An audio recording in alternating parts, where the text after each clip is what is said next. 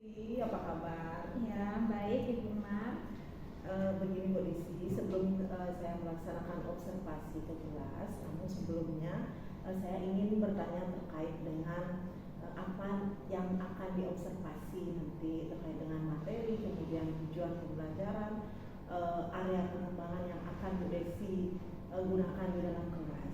Nah, yang pertama Bu Desi guru bahasa Indonesia ya. Iya, benar sekali Bu Ya, Mar. nanti ketika Bu Desi akan melaksanakan observasi itu Bu Desi akan melaksanakan di kelas mana?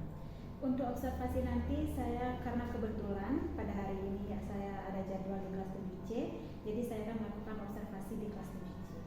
Jadi di kelas 7C. Nah, ngomong-ngomong terkait dengan materi, nanti Bu Desi akan menerapkan materi apa dalam observasi? Ya, karena kebetulan juga materi yang sedang berlangsung atau berjalan di kelas saya yaitu tentang cerita fantasi. Berarti tentang cerita fantasi, yang mana dalam cerita fantasi itu berarti yang mengandung unsur imajinasi ya. Iya, benar sekali. Baik, kalau begitu tujuan dari pembelajaran yang akan Bu Desi terapkan terkait.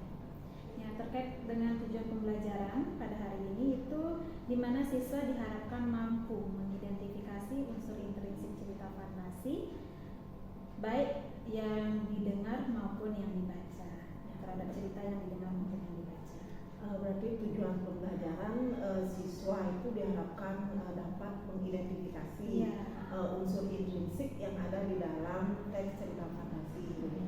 Yang terkait dengan tujuan pembelajaran yang nanti akan Bu Desi terapkan, nah itu berarti area pengembangannya Bu Desi akan melakukan pengembangan seperti apa? Ya, berdasarkan dengan tujuan pembelajaran tadi karena mengidentifikasi unsur intrinsik cerita fantasi, jadi di sini area pengembangan yang hendak dicapai itu yaitu berkaitan dengan siswa mampu mengidentifikasi unsur intrinsik baik itu dari segi temanya, kemudian tokoh dan penokohan, latarnya, alur, sudut pandang, serta yang terakhir itu ada amanat. Sesuai dengan cerita yang akan dibaca maupun didengar oleh siswa. Kemudian ada juga selain mengidentifikasi unsur intrinsiknya, pada pembelajaran ini itu area yang akan dikembangkan itu saya akan membentuk sebuah kelompok yang terdiri di mana siswa masing-masing 4 orang. Kemudian harus akan adanya diskusi di dalam kelompok tersebut sehingga mampu meningkatkan keterampilan siswa dalam bekerja sama ataupun berkolaborasi antar belah pihak di dalam anggota kelompok tersebut. Kemudian yang terakhir itu di sini diharapkan siswa itu mampu mengembangkan daya pikir yang kritis dalam menghasilkan analisis. Analisis tadi sesuai dengan unsur intrinsik tersebut. Baik, jadi Bu Desi akan mengembangkan area yang akan Bu Desi kembangkan itu terkait dengan unsur intrinsik yang mana anak-anak akan ditugaskan untuk menganalisis tema ya, alur, kemudian mengelompokkan siswa dan sebagainya. Baik, untuk mempersiapkan pembelajaran tersebut agar berjalan dengan lancar, nah strategi apa saja yang Bu Desi sudah persiapkan? Ya, untuk strateginya itu saya telah menyiapkan dengan cara strategi pembelajaran yang berdiferensiasi, baik itu memenuhi kebutuhan siswa karena kita mengingat siswa itu memiliki kebutuhan yang beragam, ya tidak sama satu sama lain, melainkan beragam. Nah, kemudian berdiferensiasinya ini meliputi yaitu konten, kemudian proses dan juga produk yang nanti akan dihasilkan oleh siswa itu sendiri. Kemudian adapun di sini saya menggunakan media pembelajaran dalam proses pembelajarannya itu yang berdiferensiasi baik dari bentuk PPT, PowerPoint-nya, kemudian video dan juga ada juga yang berupa teks. Jadi ada audio visualnya, ada visual dan literasinya juga. Oke, kemudian modul ajar yang saya gunakan itu juga mengandung diferensiasi dari kategori KSE-nya, kompetensi sosial emosional siswa.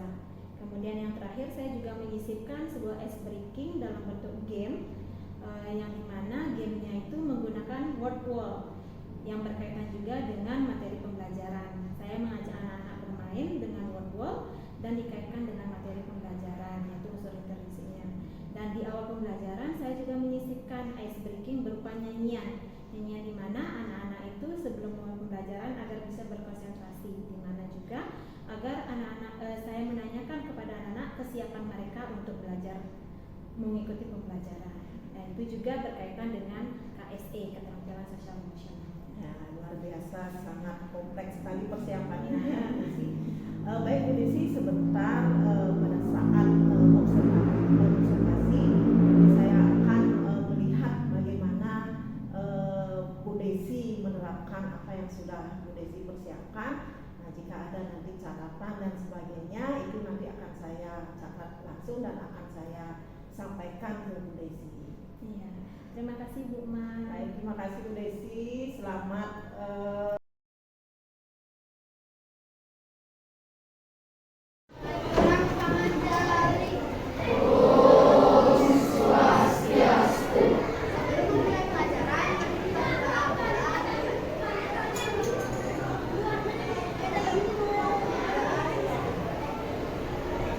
Kalian hari ini?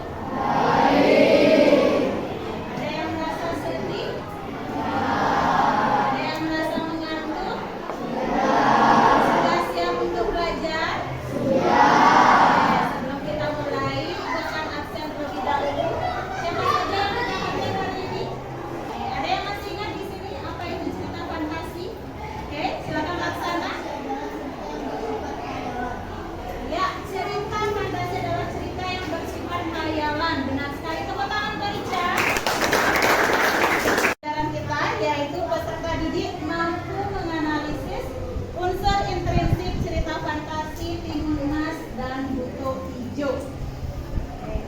Sebelum itu, ya, Ibu mau kalian semua ikut bernyanyi. Oke, kita mengadakan ice breaking dulu. Ayo semuanya berdiri. Saya masih ingat kesepakatan klasik kita itu apa saja? Ya, silakan. Ya, tidak boleh mengobrol ketika ada guru di kelas. Oke. Tidak boleh makan di kelas. Nah, sudah siap untuk belajar?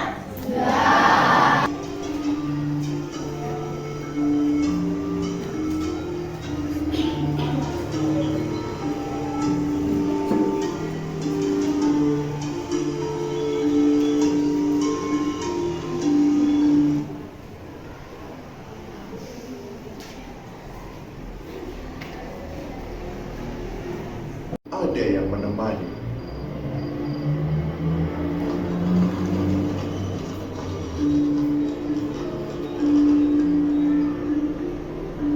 Dari cerita Timun Emas dan Buto Hijau yang sudah kalian tonton, bagaimana ceritanya?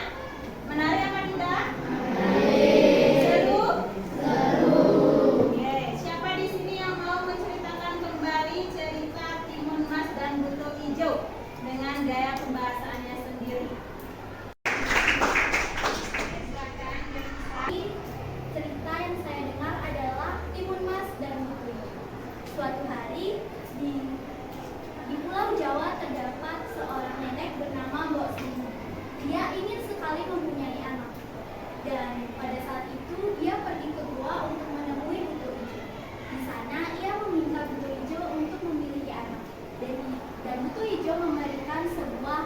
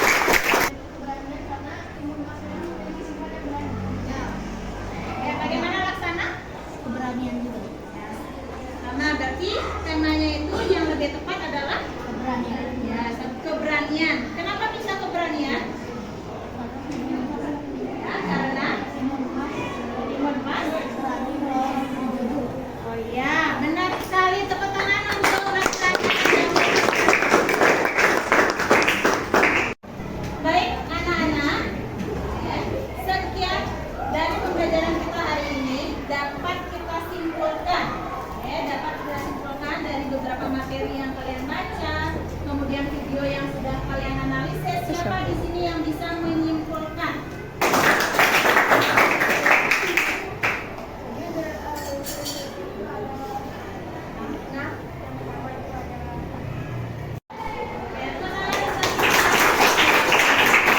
Unsur intrinsik itu ada berapa? Ada 6. Apa saja?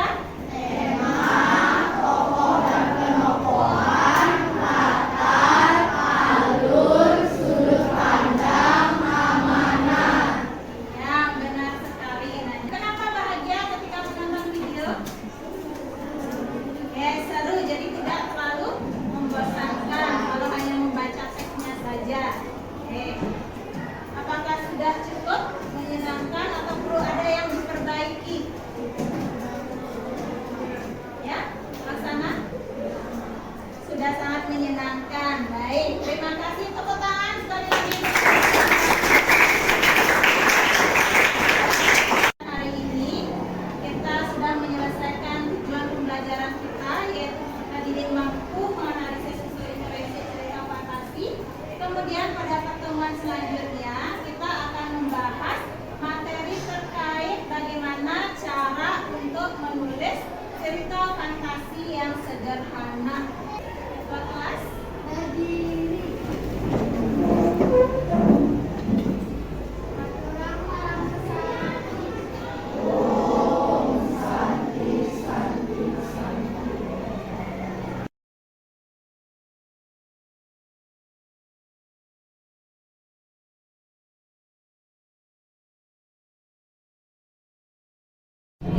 Selamat pagi Bu Desi. Ya, selamat pagi Bunda. Ya, Om Swastiastu. Ya, kita bertemu lagi Bu Desi dalam pasca observasi. Nah, jadi sebelumnya kan kita sudah melaksanakan observasi. Saya sudah pra observasi Bu Desi, kemudian observasi di kelas juga. Nah, di sini saya ingin melaksanakan pasca observasi. Nah, baik, saya akan menanyakan beberapa hal terkait dengan observasi yang minggu lalu saya lakukan di kelas Bu Desi. Nah, yang pertama itu apa yang sudah berjalan baik menurut Bu Desi saat Bu Desi melaksanakan pembelajaran di kelas. Nah, dari hasil pembelajaran waktu itu, yang dapat berhasil itu saya lihat dari situasi anak-anak ketika merespon apa yang saya berikan kepada anak-anak. Saya rasa semuanya sudah cukup baik dan cukup berhasil. Kenapa? Karena ketika saya memberikan materi dalam bentuk video, kemudian permasalahan dalam bentuk video, anak-anak terlihat sangat antusias sekali untuk menonton video cerita maupun video materi terkait dengan cerita yang akan mereka bahas nanti atau mereka analisis. Kemudian yang kedua Bu Desi, apa yang masih perlu diperbaiki kira-kira dari beberapa anak tersebut? Kan tadi Bu Desi mengatakan bahwa semua sudah berhasil, kemudian anak juga mau antusias dalam mengikuti pembelajaran. Nah, mungkin kiranya ada beberapa anak menurut Bu Desi yang belum berhasil dalam pembelajaran yang Bu Desi laksanakan. Ya, benar sekali. Tentunya pembelajaran berhasil atau tidaknya kita tidak bisa memastikan 100%-nya.